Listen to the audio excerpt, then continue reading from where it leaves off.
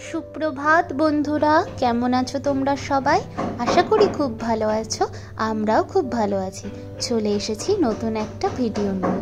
পুরো ভিডিওটি দেখার অনুরোধ রইল। প্লিজ স্কিপ করো না। যদি ভিডিওটি ভালো লাগে একটা লাইক করে দিও, কমেন্ট করে জানিও, আর আমাদের চ্যানেলটি প্লিজ সাবস্ক্রাইব করে দিও। আর এই ভিডিওটা প্রচুর শেয়ার করে দিও। তো দেখো বন্ধুরা, এই ভিডিওটা শুরু করলাম আমাদের গ্রামের একটা সুন্দর পরিবেশ দিয়ে। তো দেখো বন্ধুরা, খেজুর গাছে উনি উঠেছেন। তো উনি খেজুরের রস পাড়ছেন। আর শীতকালে এই যে খেজুর গাছে উঠে খেজুরের রস পাড়া, এই যে দৃশ্যটা দেখতে এত ভালো লাগে, কি বলবো তোমাদের। আমাদের গ্রামে এই দৃশ্যগুলো আমরা প্রায়শই দেখি, তাই ভাবলাম তোমাদের সবার সাথে শেয়ার করি, তাহলে তোমরাও দেখে আনন্দ পাবে। আর এইখানে দেখো, এই জমিটাতে সর্ষে গাছ লাগিয়েছে, আর তার সাথে পুরো জমিটাতে লিচু বাগান আছে। তো এই দেখো বন্ধুরা, এগুলো হচ্ছে সর্ষে গাছ। সদ্য গাছগুলো লাগানো হয়েছে, এরপরে যখন সরিষা ফুল হবে তখন দেখতে আরো সুন্দর লাগবে। তো দেখো বন্ধুরা, কত সুন্দর তাল গাছ হয়ে রয়েছে, দেখতে কত ভালো লাগে। চারিধার দিয়ে, জমির চারিধার দিয়ে যদি তাল গাছ থাকে, দেখতে সত্যিই অপূর্ব লাগে।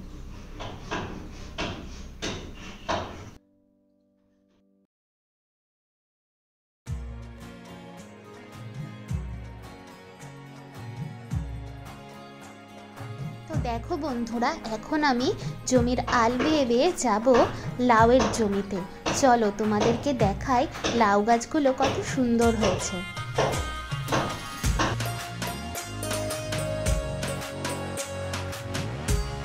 এই দেখো বন্ধুরা, লাউয়ের জমিটা, কত সুন্দর লাউ গাছ হয়েছে, কত ভালো লাগছে। দেখো চারিদিকটা খালি সবুজ আর সবুজ। পেছনে দেখো বাঁশঝাড়।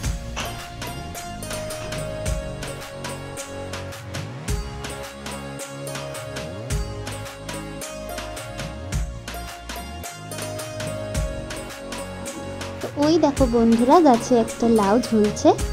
তারপরে দেখো, আমি বাড়ি চলে এসেছি, আর বাড়িতে এসে বিছানাগুলো গুছিয়ে নিচ্ছি। তো দেখতে থাকো, বিছানাগুলো আমি পরিষ্কার করে নিই। প্রথমে এই কম্বলটাকে ভাঁজ করে নিচ্ছি। আর চেয়ারের ওপরে যে কম্বল আর কাঁথাগুলো আছে, ওগুলো এখন আর ব্যবহার করি না।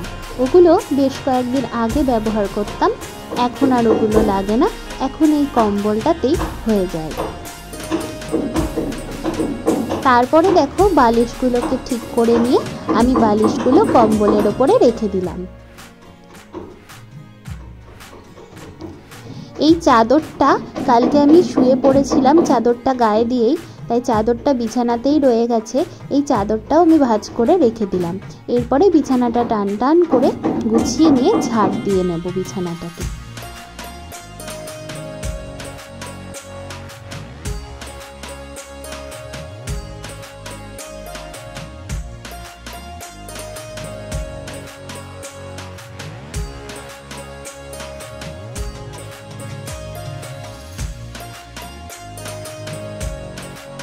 তো চলো বন্ধুরা, বিছানাটা তো গোছানো হয়ে গেছে, এবার বাসি ঘরটাকে মুছে নেব।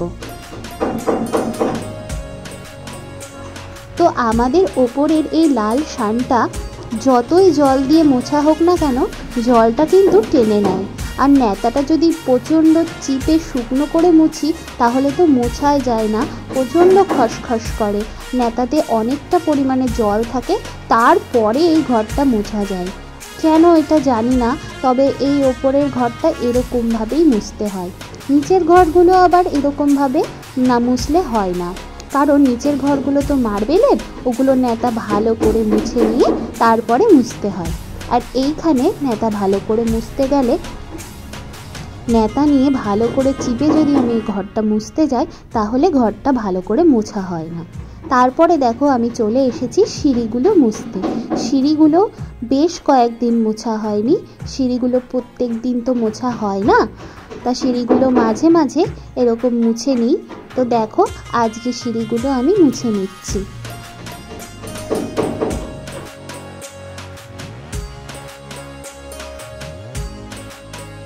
দেখো বন্ধুরা, এবার যে ছোট ঘরে সোফাটা আছে সেটা আমি মুছে নিচ্ছি, কারণ অনেক দিন জিনিসগুলো মোছা হয়নি। তাই আজকে ঘরের কিছু জিনিস আমি মুছে নিচ্ছি, কারণ অনেক ধুলো পড়েছে সেই জন্য।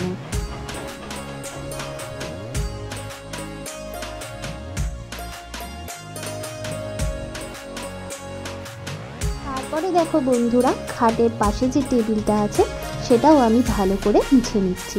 এই টেবিলটাতে তো প্রচণ্ড ধুলো পড়ে, কিন্তু দুদিন পর পর দেখি আমি মুছলেও ধুলো পড়ে যায়। তারপরে দেখো খাটটাকে আমি মুছে নিচ্ছি। তো আমাদের খাটটা তো একদম প্লেনের মধ্যে, ডিজাইন যে খাটগুলোতে থাকে সেই খাটগুলোতে তো আরও বেশি নোংরা হয়, সেগুলো মুছতে আরও বেশি কষ্ট হয়। তো এটা মুছতে অতটা অসুবিধা হয় না। তো সকালের কাজকর্ম করে আমি যখন দুপুরবেলায় নিচে এসেছি তখন দেখছি ঠাকুমা ঠাকুর ঘরে পুজো করছে। তো দেখো পুজো প্রায় শেষেরই দিকে, আরতিও হয়ে গেছে। এখন কাসর বাজাচ্ছে ঠাকুমা, এরপরে করতাল বাজাবে। তো আমাদের রাধা কৃষ্ণকে তোমরা দর্শন করো বন্ধুরা।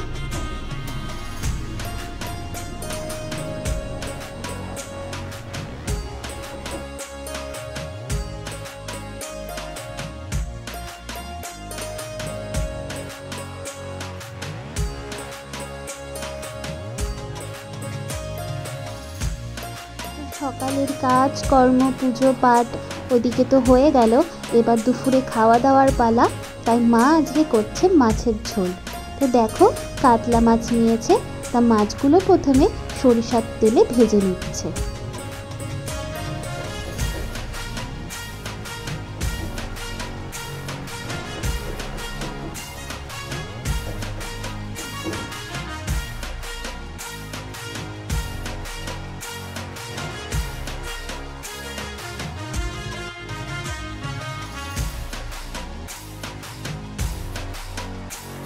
দেখো বন্ধুরা, মাছগুলো ভাজা হয়ে গেছে, এবার মা থালাতে তুলে নিচ্ছে।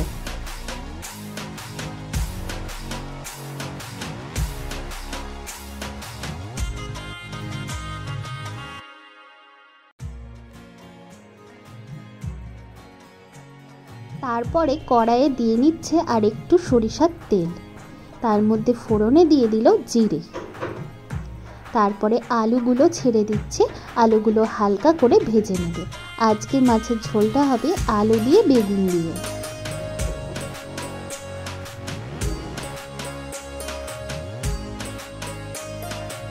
তো দেখো বন্ধুরা, এবার লঙ্কাগুলো দিয়ে দিল। আমরা একটু ঝাল বেশিই খাই, এতগুলো লঙ্কা ওই জন্য দেওয়া হলো। তো এবার এটা ভালো করে নাড়িয়ে নিচ্ছে। তারপরে দেখো আলু আর লঙ্কাগুলো একটু ভাজা ভাজা হয়ে গেছে।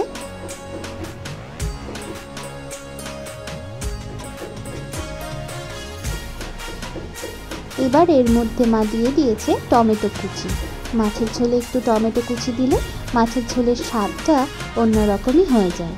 তারপরে দেখো মা দিয়ে দিল জিরের গুঁড়ো।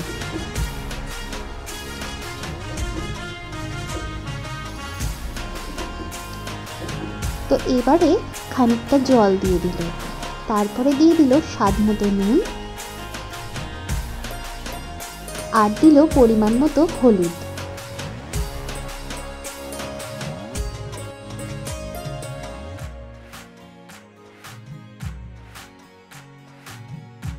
তারপরে তরকারিটাকে ভালো করে নাড়িয়ে নিচ্ছে।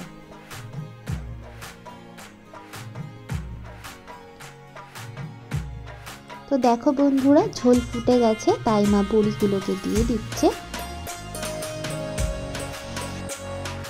এবারে মা ঝোলের মধ্যে দিয়ে দিচ্ছে বেগুনগুলো।